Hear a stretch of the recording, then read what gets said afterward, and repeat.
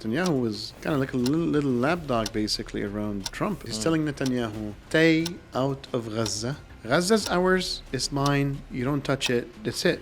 Like when he came and pushed his chair, he just wants to give a signal. The IDF will never enter this place. The United States cannot be subservient to a state it's funding. Like the mother is not subservient to the baby. There's no American soldiers ready to go into Gaza, period.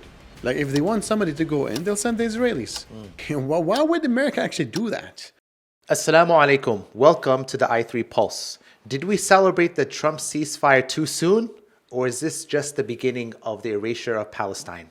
Is America about to take over Gaza? And will the rest of the world be forced to comply? And who will emerge victorious? Trump or Netanyahu? Today on i3 Pulse. Assalamu alaikum, Sheikh. Assalamu How's it going? Good. So, Sheikh, Trump ignited global outrage when he actually pushed for the ethnic cleansing of Palestinians. He said that he wants to get rid of the 2 million Palestinians from Gaza into Jordan and into Egypt. But both countries are saying they don't want that to happen. And Trump says, I don't think they'll say no. So does Trump really have a plan to do this? Is this just talk?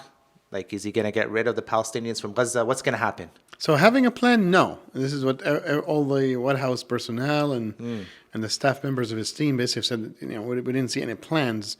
Actually, there was an article in the New York Times. We can put some of the quotation here on the screen. And his national security advisor, this is for the sake of the other countries to take on their own responsibility and do something about it. And propose something on the table, And I think this is the style of Trump. Trump basically uses this shock and awe, I guess, or the shock doctrine, as Naomi Klein have called it, in almost every single deal.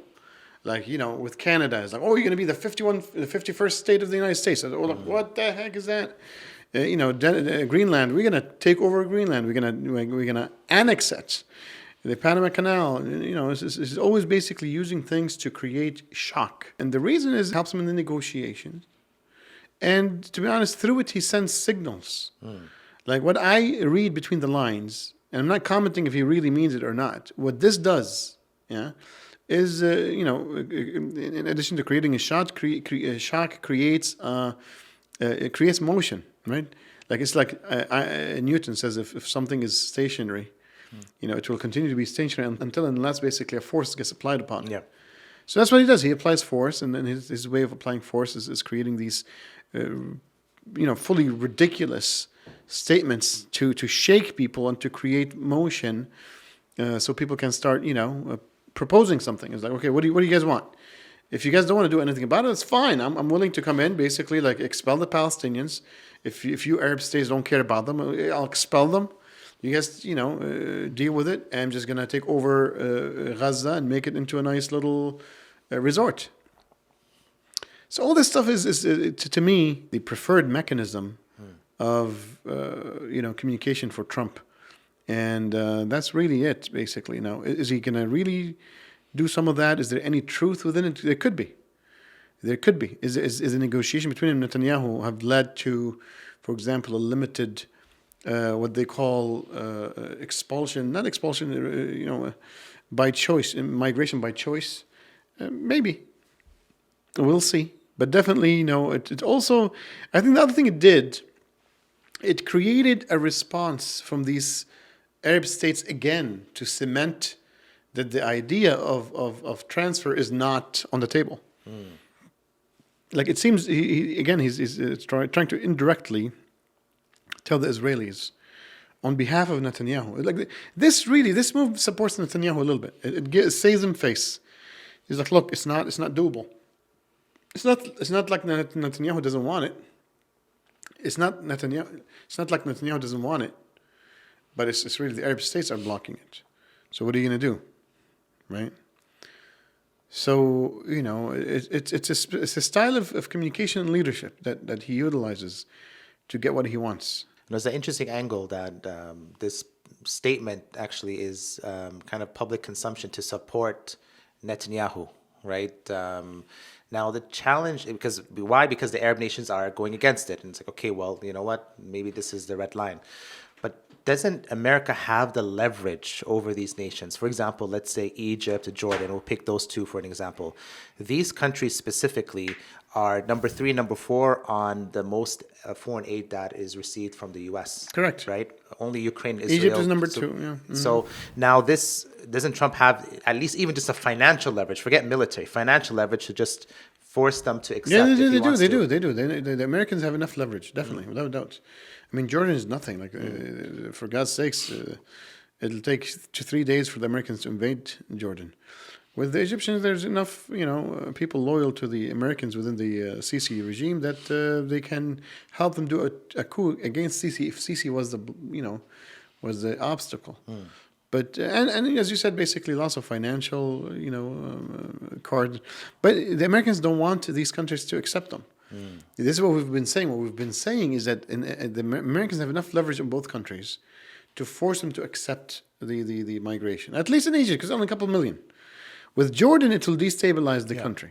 Like there's maybe more there's more Palestinian in the West Bank, or close to the population of Jordan, or like not the whole population, but a sizable part of it. So, and even Jordan, the demographics, the Palestinians are already like about half, isn't it, of Jordan almost? Yes, right? The Palestinians are already half, if not more. Yes. So look, if the Americans wanted Egypt to take the Gazans, they would have done it like a year and a half ago. It's just the Americans do not want it to happen. Could things change? Yes, maybe. Would the negotiation with Netanyahu and Israel lead to some of that? It's up in the air. But right now we're still leaning towards these statements being just to create emotion within the region, to create some way forward, Yani. Because some people have the theory that Trump wants to get rid of the Palestinians, right? And he could force Egypt to take them. But wouldn't it be easier, let's say, to do it now? For example, after Netanyahu just destroyed and leveled Gaza fully, the universities, the hospitals, the mosques, the homes, now the people have nothing to go back to. And it's kind of like, hey, you know what? While we fix Gaza, you guys go somewhere safe, and then eventually you come back, and then maybe some of them don't come back, just like how it was before. Assumes that the Gazans don't want to leave. Like, if Trump wants to basically do a transfer, why would he make a ceasefire? If you want to do a transfer, you would open the gates while the bombs are falling on everybody's heads, so everybody runs out. Not after you made peace. Now there's less reasons for people to leave. There's still some reasons for some to leave, right? Because they're like, look, what are we going to do here? But bro, if Trump wanted to basically do an ethnic cleansing and transfer, he wouldn't have. Why would he force a ceasefire? You wouldn't force. Actually, you would tell the Israelis, go and bomb the hell out of Gaza further, and then you open the gates. Like, it's not making sense. We need to understand. Like, we need to take what Trump says with a grain of salt, because we need to understand his style of politics, right? His style of politics is to create this shock, extreme, exaggerated things that are almost unbelievable, create some chaos, get people to just become a little bit imbalanced. And when he does that, he can. And this is called the shock doctrine. Like, there's a book whole about this whole thing, and by Naomi Klein. Maybe you can put the book on the screen. It's a way of playing hardball. No, it's a very good negotiation approach, actually, tactic, because now the other person's going to be unfocused and off their game, and you can now get to your goals. Now, Sheikh, I'm going to mention an interesting thing that Trump mentioned, and I really want to understand, does he mean it or not mean it? And this is something everyone's talking about. So Trump stated that I do see a long-term ownership position in Gaza. And he said that he's not ruling out sending U.S. troops to secure Gaza. So this, to me, sounds like, Sheikh, and really I want to ask you is, if this is true, will Trump start another war with Hamas? No. This is beyond like mythical. Like, again, this is I don't want to repeat myself, but look, if there's any message that I can read between the lines, he's telling Netanyahu, stay out of Gaza. The IDF will never enter this place. If we have to secure it, we'll send U.S. troops. This is ours. The border is ours. And you don't have the right to basically enter this place anymore. That's the only thing I see. So let's say the U.S. Nobody spoke about that really in the news, but this is what I see from this statement. Okay. He's threatening the Israelis that this is Gaza's ours, it's mine. You don't touch it. That's it. I'll give you the green light when to basically bomb. I'll give you the green light when to make a ceasefire. I already kicked you out, and you just need to listen. And to be honest, basically Netanyahu was kind of like a little lapdog basically around Trump. Like he has multiple problems, legal problems in his own country. The ICC warrant. His plane had to make some detours so it can go to the United States. Like he's under Trump's chokehold. And even if you look at the clip, Netanyahu appeared, and we could put the clip here just on the screen. You can see Netanyahu's face when Trump actually says that comment about them going into Gaza and them taking over it, the U.S., and sending troops there. He looked very surprised. Like he wasn't something it seemed like he was expecting. So not many people expected it. Yeah, not many people expected it. This was like, and that's why the New York article we mentioned, it says that there's not even a single meeting at the Pentagon or the State Department. Like these are not policies. These are just words to create, agitations and shock. So, Sheikh, there's a lot of, actually, I've been seeing even Americans are disappointed now because they're like, you know what, like Trump was a strong man and he's like, make America great again. And then now I'm going to show the clip here where Netanyahu walks into the White House and he's sitting and Trump is, pushing the chair for him. Now, is this make America great again, Sheikh, or is this make Israel great again? Who is the boss? Is Netanyahu the boss or is Trump the boss? So definitely, we've already mentioned this many times. Like the United States cannot be subservient to a state it's funding. Right? It just doesn't make sense. Like the mother is not subservient to the baby. The baby, needs the mother's milk. Needs is attached to the mother through the umbilical cord. While it's like it just doesn't make sense. And anybody who tries to kind of reiterate this is literally a propaganda. Some of the American politicians, including maybe Trump, wants the Zionist lobby in the United States and the Jewish community, but more importantly, actually, the evangelical population that wants the American politicians and the president to serve Israel so Jesus can come back, alayhi salam, right? This is part of their beliefs.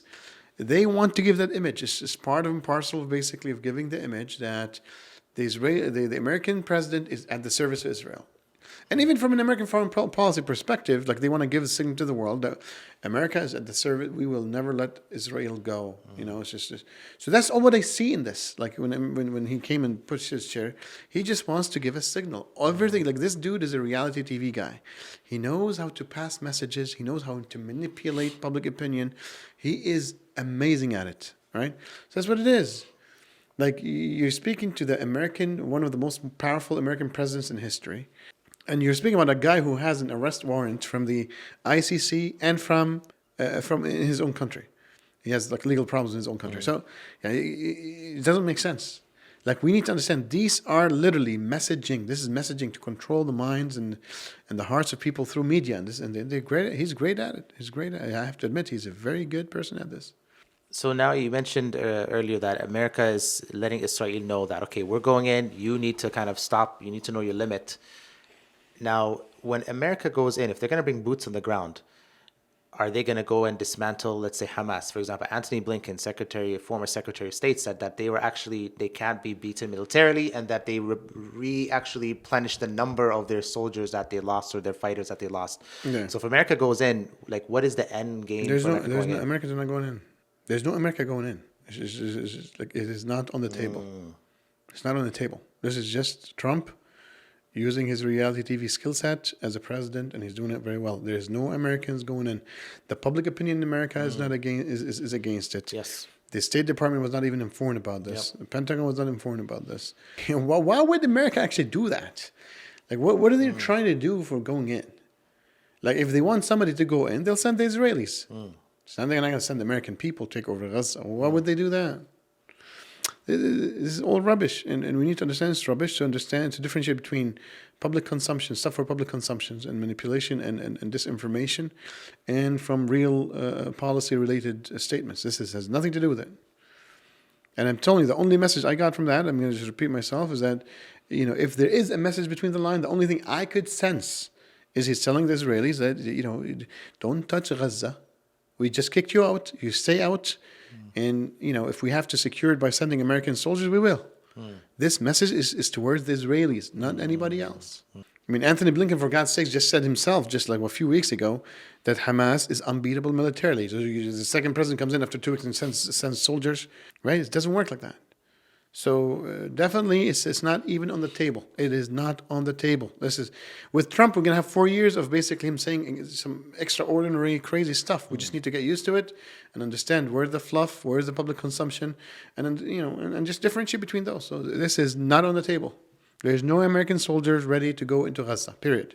What's the Muslim Blueprint Program? Oh, beautiful. The Muslim Blueprint Program is a program I designed after 20 years of teaching for the purpose of explaining to any Muslim in the West what Islam is through a holistic approach, meaning historical, intellectual, philosophical, Shari'i, Islamic, all together, packaged with a discussion session every single week and a coaching session for people to build the beautiful Islamic habits they want to enshrine in their lives.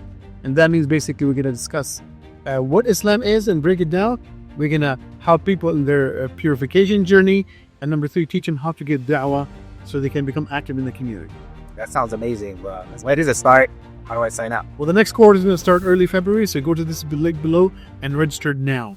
It's very clear. So now I want to ask you about something that is, I think a lot of people did not think about or mentioned. Unfortunately, I was scrolling through the media and they kind of left this piece out. And this is about where Trump stated that you'll make this he's talking about Gaza, into an international place where people from all over the world will be there and they'll live there. Palestinians will live there. Many people will live there. So who exactly are these people all over the world? It seems like it's kind of Trump's hinting that Israelis might be even moved in to settle into Gaza. What do you think about that? Yeah, this would happen when you have a state-by-state, side-by-side, peaceful Palestinian and Israeli states living side by side. There's Palestinians inside Israel, no? They're citizens. When you have two states that basically are peaceful and fully normalized, Israelis could come into Gaza, Israelis could go to the West Bank to settle, to buy property, to do business. That's really it. This is what he's saying. Again, we need to understand, the minute we take statements out of just in vacuum, people can go and speculate about them. We need to put them back in a reality that we've been studying for the last 80 years, 150 years. You can't just strip it out of its history. Sheikh, so Trump is saying many things about Iran. One of the things he's saying is that if he was assassinated, America is going to destroy Iran. Is this to kind of build up the pressure, and Israel is building up the pressure so that America can allow them to strike their nuclear facilities? Like New York Times, for example, is talking about, Iran is close to building a nuclear facility. They're using Pakistan's old blueprints, this and that. Is this nuclear facility strike something that's possible? Yeah, definitely. Nuclear in Iran is very possible, without doubt. But in terms of assassination, again, I'm going to be spending 4 years of my life just trying to differentiate the fluff of this dude. Maybe I should quit, No, so this whole assassination, this dude loves the spotlight. He wants to always grab attention, and he does it very strategically. Don't forget, I'm not accusing him of being reckless. No, he does it strategically. He wants the spotlight on Iran. He says some crazy things. Everybody's going to start speaking about it. Why? Because he wants to mobilize. He wants to galvanize. He wants to basically get things done. From a perspective, he might be sending a message to Iran that, look, man, if you guys don't cooperate with me and negotiate well, I can create, as you can see, I can create any stupid things. I can create a fake assassination attempt and blow the hell out of you guys. That's fine. It could be a message to Iran. But at the end of the day, he also said that he wants Iran to flourish and to prosper in the region and to negotiate an agreement that can assure the whole world that there's no nuclear weapon program in Iran. Period. And I think the Iranians want that. The Iranians want it. And this proves that actually, if this goes through, this is the biggest proof that Iran and the United States are in a great friendly relationships. And actually, Trump would give the biggest gift for Iran, because Iran for decades wanted to become a regular citizen of the international community. And Trump is actually offering that. Look, will basically make you a regular citizen, come stay within the region, play, my game, and just get rid of any nuclear program. We'll have the apparatus and the oversight specialists within the nuclear atomic department, and we'll make sure that things are clean, and khalas, we're good to go. We're friends, we're buddies. And again, all these moves, I see them as part of the United States closing all these stupid little files that happened between the Iraq War in 1991, post the Soviet Union have fallen, and literally, let's just call it what it is, maybe 2025. We have 35 years of American recklessness because there's no opponent, there's no enemy. The United States as a republic survives when there is an enemy, because that's what basically glues the Americans together. There's only one thing that glues the Americans together, is that having a common enemy. After the Soviet Union was gone, they manufactured an Islamic enemy that wasn't really there. Anyway, so they manufactured an enemy, spent all the resources. They got bitten real hard by China, basically rising in the 35 years, becoming close to even being on par with American, power. So right now there is a real enemy for the United States, and they're struggling. Trump is back to basically try to crush China. And to be honest, the Chinese are pretty ready. They're more ready than his first presidency, I can tell you.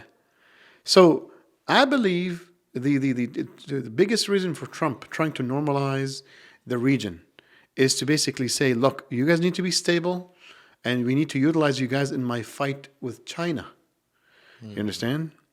So we need to take that into global context. We can't understand politics locally only. It has to be linked to its regional context and is the global context. There's world powers competing, and those world powers basically they influence smaller countries both at the two levels, basically at the two different levels of let's say proxy states and satellite states, and without taking that into account, we will never understand any political event within any country on planet Earth. So Iran, the preferable path for Trump, again, in summary, negotiation that leads to denuclearization of their weapons program, and Iran becoming a good citizen within the region that allies with the United States against China, period. And it's even more relevant now, right? Like we just saw what happened with DeepSeek, right? Just that AI that just wiped out $1 trillion off the U.S. stock market, and just one move that China is doing. China is becoming very, very powerful, and I think it will be great to go in depth about what's happening with the U.S., China. And, definitely we should. In the upcoming episode, inshallah. Definitely. So we'll watch this space for that. Really, to bring this episode to a close, a couple things I want to focus on. Really, one thing, but from two different angles, is the two-state solution. Trump is saying many things that seem to indicate that he doesn't care about the two-state solution. Then he says other things that show that he cares about the two-state solution. For example, when they were asking about what Saudi Arabia wants, and he's like, oh, Saudi Arabia just wants peace. Everyone wants peace. No one cares. They don't care for a two-state solution. Everyone wants peace. Now, the Arab nation, Saudi Arabia, responded very firmly. But I guess is like, what is Trump playing at? Is he testing the waters? Is he showing Netanyahu something? As you said earlier, like same thing. So the Trump wants the Israelis to hear it and hear it loud. There's no normalization without the Palestinian state. That's it. So I mean, at least this is the Saudi position. Is Trump basically, would Trump agree to a negotiation by the Israelis that changes the equation? Maybe. And that's why we don't know exactly the details of the negotiations. Yes. What I can tell you for a fact, there's 4 things that were discussed in the negotiations in the meeting with Netanyahu. Number 1 is definitely the Iranian nuclear program. That would be the top of the agenda for Netanyahu, at least. Number 2, the issue of the transfer of Palestinians outside historical Palestine and from the West Bank and Gaza. Number 3 is this question of normalization and the two-state forming a Palestinian state and two-state solution. And last but not least, basically, we already discussed a little bit about it, is basically Hamas and the role of Hamas in a post-Gaza, Palestinian state. So this is what was discussed. And to be honest, basically, Trump is going to try to get his way in all 4 points. Does he have to basically pay something in return? Maybe. Let's see what it is, and we'll track the situation day by day and see what happens. So just to kind of summarize for the viewers, right, on these 4 pieces and issues, what would it look like for Trump to get his way versus Netanyahu to get his way? Like, this seems like Netanyahu has certain things, even if Trump is the one who's more powerful as a nation, still certain things America wants and certain things Israel wants. Like, in these 4 things, what would be the kind of clash? Well, the Israelis want to weaken and destroy Iran. At least destroy the nuclear program and weaken Iran specifically. Yeah. Right? The Americans have no problem. Does not want Iran to basically have nuclear weapons, but is happy to use that as something to threaten the rest of the region with, mainly Saudi Arabia and even Israel. So, and they don't want to weaken Iran.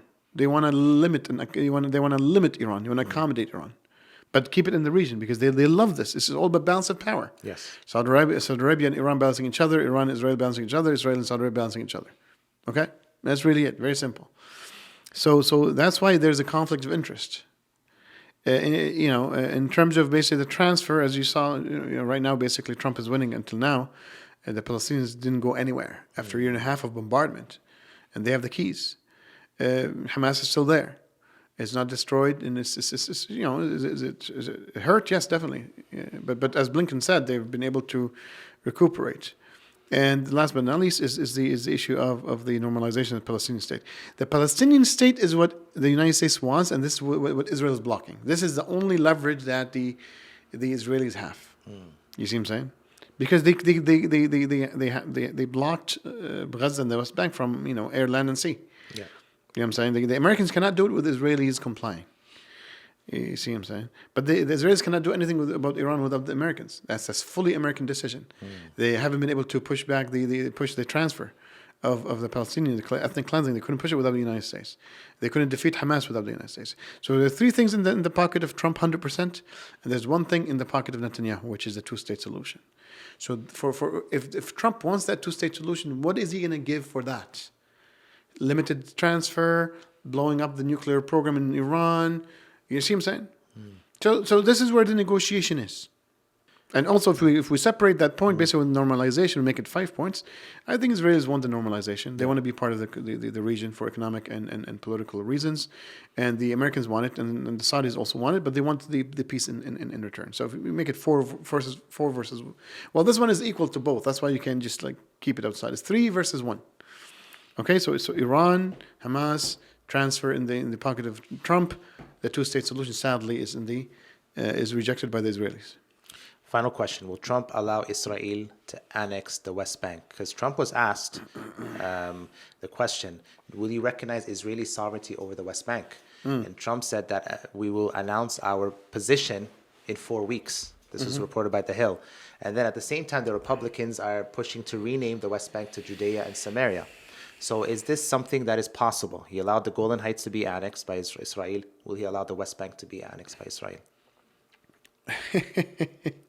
The Israelis would not annex. Okay, let me explain this very well. Okay, sorry for laughing like that because it's so very funny. What the viewer does not understand is that, for God's sakes, Israelis will never annex them ever. Why? If they annex the West Bank and Gaza, what happens? Tell me what happens. So the Palestinians will be a huge population. It'll be like more than the Israelis. Yeah. So you can't form a unified state on Palestine with the Palestinians unless you either genocide them, slaughter them all, or push them outside. The state of Israel, if it wants to be democratic, it cannot exist basically with the Palestinians. Because they want it to be a Jewish state, not a regular democracy. Yeah. It's not a nation state. It's a religious. It's a religious theocracy. Really, at the end of the day, it's a secular theocracy. Okay, it's a racial state. Yeah, you see what I'm saying? It's an apartheid regime. That's what it is. So that's why the Israelis could have annexed Gaza and West Bank a long time ago. Yeah. But they don't want to do that. What they want is the ethnic cleansing and the transfer of the Palestinians outside historical Palestine so they can annex the region, the geography. You see what I'm saying? So no. The Israelis would never do that. They're not dumb. Well, Sheikh, Jazakumullah khairan. There's a lot of things to unpack and to really for us to understand better. So again, subscribe, like, share these videos, because we're going to talk about things that people say and Trump says and what's happening in the world that maybe no one else is speaking about. And with analyzing with the lens and with the perspective that is Islamic, holistic in nature, and based on the realities on the ground. And so watch this space for the best political analysis you will see on the internet. Assalamu alaikum.